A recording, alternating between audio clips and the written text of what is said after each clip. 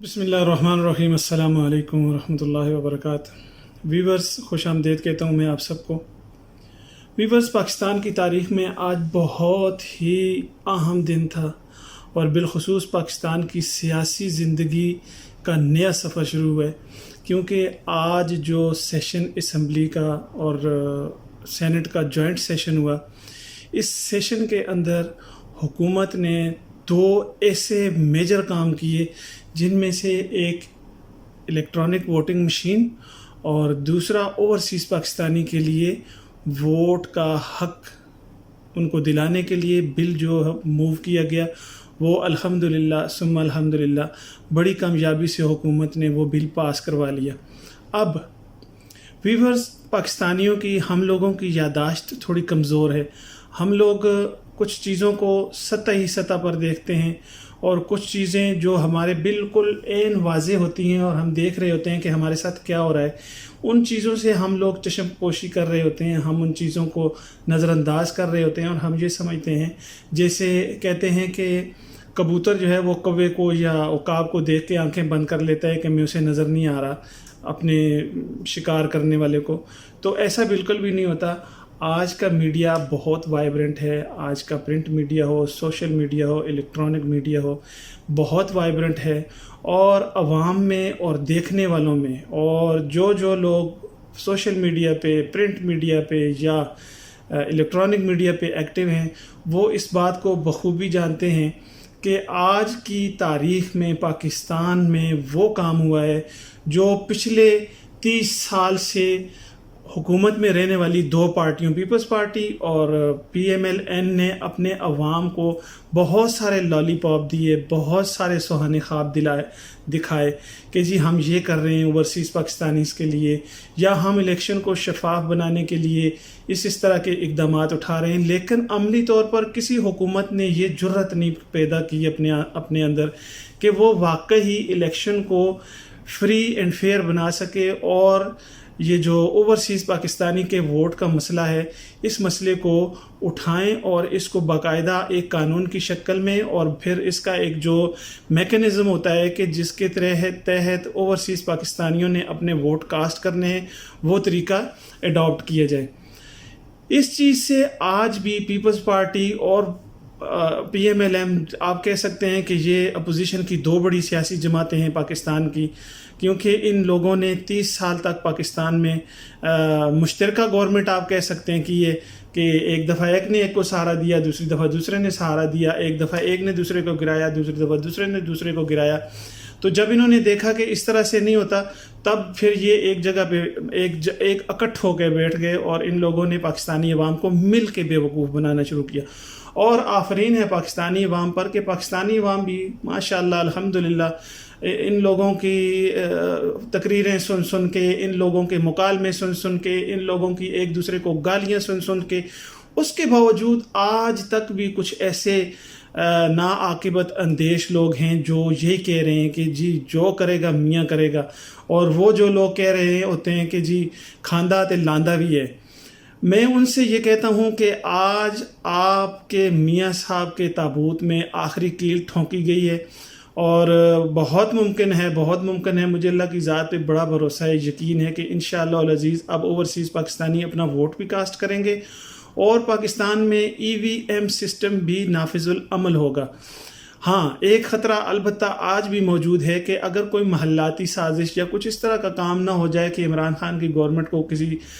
غیر آئینی طریقے سے ہٹا دیا جائے، یا کچھ اس طرح کے حالات پیدا کر دیے جائیں، تو اس کے علاوہ عمران خان، آپ یقین جان لیں، 2028 تک مجھے وزیر اعظم رہتا ہوا نظر آ رہا ہے۔ اور اس کی وجہ یہ ہے کہ عمران خان نے پاکستانیوں سے جو وعدہ کیا تھا کہ ایک تو ہم الیکشن کو فری اینڈ فیئر بنانے کی پوری کوشش کریں گے، بلکہ ہم اس کو بنائیں گے، اور دوسرا یہ وعدہ تھا کہ میں اوورسیز پاکستانیوں کو ووٹ کاسٹ کرنے کا حق دلاؤں گا اگر میں پاور میں آیا۔ تو عمران خان نے آج یہ دو وعدے پورے کیے ہیں، باوجود اس کے کہ اپوزیشن کا ہنگامہ، اپوزیشن کا شور شرابہ، اپوزیشن کی بدتمیزیاں آج پوری قوم نے اپنے ٹیلی ویژن چینلز کی سکرینوں پر دیکھا ہے کہ ان لوگوں نے کس طریقے سے بدتمیزیاں کی ہیں، کس طریقے سے وہ لوگ پیش آ رہے تھے، لیکن میں داد دیتا ہوں پاکستانیوں کو، ان پاکستانیوں کو جو آج بھی ماشاءاللہ سے ڈٹ کے اپنے خان کے ساتھ کھڑے ہیں اور حکومت کو اس بات پہ سپورٹ کر رہے ہیں کہ ملک میں واقعی الیکشن اصلاحات کی بھی ضرورت ہے، ملک میں بنیادی جو انسانی حقوق کی خلاف ورزیاں کرتے آ رہے ہیں یہ ہمارے سیاستدان، ان کو بھی ٹھیک کرنے کی ضرورت ہے، ملک کے اندر جو ادارہ جاتی بے قاعدگیاں ہیں، جو جن اداروں میں بے قاعدگیاں ہو رہی ہیں، جن محکموں میں بے قاعدگیاں ہو رہی ہیں، ان کے اندر بھی اصلاحات کی ضرورت ہے۔ تو کچھ لوگ ایسے ہیں ویورز جنہیں اس بات سے قطع نظر وہ یہ کہہ رہے ہوتے ہیں جی کہ ہمیں کیا فائدہ ہوگا جی، ہماری دال روٹی وہی ہے، ہمیں تو کسی نے کچھ نہیں دینا۔ او اللہ کے ولیو، اللہ کے بندو، آپ ہی کے لیے یہ سب کچھ ہو رہا ہے۔ آپ اس بات کو سمجھنے کی کوشش کریں، آپ کے حق پہ کس طریقے سے ڈاکہ ڈالا جاتا ہے، آپ کو اس بات کا ادراک ہی نہیں ہے۔ جب تک آپ کو ادراک نہ ہو تو آپ بھلا کیسے کہہ سکتے ہیں کہ جی عمران خان آپ کے گھر میں آٹا نہیں لا کر دے گا، یا زرداری یا نواز شریف آپ کے گھر میں آٹا نہیں لا کر دیتے تھے۔ آٹا لا کے دینے کی بات نہیں ہے، اصل میں وہ ایسا بنیادی ڈھانچہ ہوتا ہے قانون، کسی بھی ملک کی بنیادی جو اکائی ہوتی ہے وہ قانون ہوتا ہے، جس کے تحت آپ کسی بھی ادارے کے خلاف، کسی بھی شخص کے خلاف، چاہے وہ طاقتور ہو چاہے وہ طاقتور نہ ہو، اس کے خلاف قانونی ایکشن لے سکتے ہیں۔ اب آپ خود اندازہ لگائیں کہ اوورسیز پاکستانیوں کے ووٹ جو اس سے پہلے کاسٹ ہو رہے تھے، وہ اوورسیز پاکستانی جہاں پہ ہوتے تھے، یا کچھ پاکستانی ایسی اطلاعات موصول ہوئی ہیں، ایسا بھی ہوا ہے، اور یہ بڑی ببانگ دوحل میں بات کر رہا ہوں کہ پاکستانیوں نے یورپ سے، گلف سے، ان لوگوں نے اپنا ووٹ کاسٹ کرنے کے لیے ٹریولنگ کی۔ جب یہ پولنگ اسٹیشن پر پہنچے تو ان کا ووٹ جو ہے وہ کاسٹ ہو چکا ہوتا تھا، تو وہ لوگ کہتے تھے کہ یار ہمارا ووٹ کس نے کاسٹ کیا۔ اب الیکٹرانک ووٹنگ مشین کے مد میں ان لوگوں کو جو 2-3-4 خطرے ہیں وہ کیا ہیں، وہ سمجھنے کی بڑی ضرورت ہے۔ اس بات کو آپ سمجھیں تو میں آپ کو بتاتا ہوں۔ ایک تو مردے ووٹ نہیں ڈالیں گے، دوسرا اوورسیز پاکستانیوں کے ووٹ جو ہر حلقے میں اگر آپ کم از کم لگائیں، میں اپنے گاؤں کی، میں اپنے علاقے کی بات کروں تو ہمارے گاؤں سے 25-30 لوگ کم از کم جو ہیں وہ بیرون ملک اپنے روزگار کے سلسلے میں مقیم ہیں، تو ان کے ووٹ باقاعدہ طور پر پیچھے سے کاسٹ ہوتے تھے۔ وہ کاسٹ ہو کے کدھر جا رہے تھے اس بات کا کسی کو پتہ نہیں۔ اب یہ ہوگا کہ جب اوورسیز پاکستانیوں کو ووٹ دینے کا حق مل گیا ہے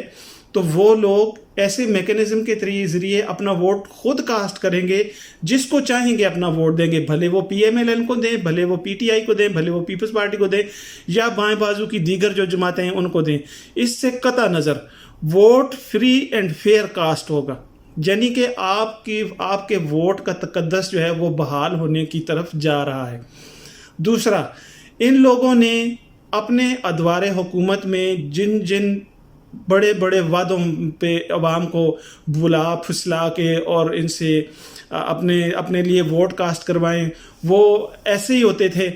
جو کہ آج یہ اسمبلی کے اندر ایکسپوز ہو رہے ہیں۔ اور ایک بڑی ہی مزے کی بات میں آپ کو بتاؤں، آج اسمبلی میں ایک بل پیش ہوا اور وہ بل تھا بچوں سے اور خواتین سے زیادتی کا بل۔ آپ اندازہ لگائیں، یہ عوامی جماعتیں جنہوں نے 4 دفعہ 3 دفعہ گورنمنٹ میں یہ رہے ہیں، ان لوگوں نے اس بل کی مخالفت کی ہے۔ کون سے بل کی؟ بچوں کے ساتھ جنسی زیادتی اور خواتین کو ہراساں کرنے یا جنسی زیادتی کے جتنے بھی کیس ہیں وہ جی اسپیشل کورٹس میں نہ لگیں، ان کے خلاف کوئی قانون سازی نہ ہو سکے، تاکہ اس طرح کے معاملات کو، اس طرح کے جو جنسی ہراسمنٹ یا جو زیادتی کے کیس ہیں ان پر فیصلے نہ ہو سکے۔ ان لوگوں نے اس قانون کی راہ میں بھی روڑے اٹکائے ہیں۔ تو پاکستانیوں، میری طرف سے آپ کو بہت بہت مبارک ہو، بالخصوص اوورسیز پاکستانیوں کو، کیونکہ میں خود بھی ایک اوورسیز پاکستانی ہوں، میں اس چیز کو بہت اچھے طریقے سے سمجھ سکتا ہوں۔ ہم لوگ جو اپنے ملک کے لیے یہاں سے بیٹھ کے اپنے جن ممالک میں بھی ہم ہیں، بھلے ہم کسی بھی دنیا کے کسی بھی ملک میں ہیں، ہم لوگ اپنے ملک کے لیے زر مبادلہ جو ہے پرووائڈ کر رہے ہوتے ہیں اور ہمارے پیسوں سے ہمارا ملک چل رہا ہوتا ہے، لیکن ہمارے ووٹ کی ہمارے سیاستدانوں کو ضرورت نہیں ہے، اور بالخصوص پی پی کو اور پی ایم ایل این کو ہمارے ووٹ کی ضرورت نہیں ہے۔ کیوں کہ ہر حلقے میں جتنے بھی اوورسیز ووٹ ہیں، ان لوگوں کو، یہ اتنے بدماش لوگ ہیں، یہ اتنے فنکار لوگ ہیں کہ انہیں پتہ ہوتا ہے کہ اس حلقے سے کتنے لوگ اوورسیز ہیں اور کتنے ووٹ، پھر یہ آپس میں وہ جتنے بھی ووٹ ہوتے تھے اس کو مل بانٹ کے آپس میں ایک دوسرے کے ڈبوں میں کاسٹ کروا لیتے تھے۔ اب جب ان کو پتہ چلا ہے کہ یہ ووٹ تو ایکچول اس کینڈیڈیٹ کو جائے گا جس کو یہ ووٹ پڑے گا، اور ای وی ایم سسٹم میں کوئی دھاندلی بھی نہیں ہو سکتی، اس کے ساتھ کوئی چپ نہیں ہے، اس کے ساتھ کوئی انٹرنیٹ کنیکشن نہیں ہے، اس کو باہر سے بیٹھ کے کنٹرول نہیں کیا جا سکتا، اس کو ہیک نہیں کیا جا سکتا، پھر اس کے اندر اس کا اپنا ڈیٹا جو ہے وہ باقاعدہ جو پولنگ کے ایجنٹس ہوں گے ان کے سامنے ریکارڈ ہوگا، اور دوسری طرف جو بیلٹس نکلیں گے، تھم پرنٹس، وہ بھی محفوظ ہوں گے، آئی ڈی کے ساتھ محفوظ ہوں گے۔ تو تب جا کے ان لوگوں کو، حالانکہ آپ دیکھیں ستم ظریفی یہ ہے کہ اپوزیشن کے جو بڑے بڑے لیڈر ہیں انہوں نے آج تک ان لوگوں نے